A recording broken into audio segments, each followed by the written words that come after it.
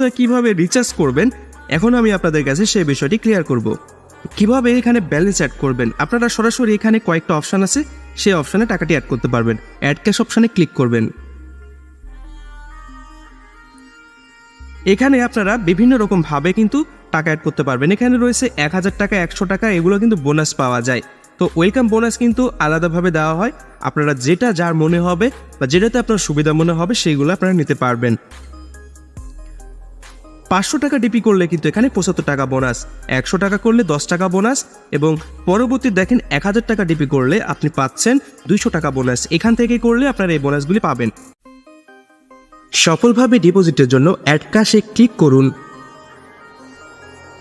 যে বোনাসটি নিতে চান সেই বোনাসটিতে ক্লিক করুন এবং অন্যান্য ডিপোজিট করতে এখানেই ক্লিক করুন এবং আপনার অ্যামাউন্টটি সিলেক্ট করুন। এরপরে পেমেন্ট মেথডটি সিলেক্ট করুন। যেই নাম্বারটি থেকে পাঠাবেন সেই নাম্বারটি এখানে লিখুন। এরপরে সাবমিট করুন। যতবার ডিপোজিট করবেন ততবার ভালোভাবে দেখুন। খেয়াল করবেন সেন্ড মানি বললে সেন্ড মানি করবেন এবং ক্যাশ আউট বললে অবশ্যই ক্যাশ আউট করবেন।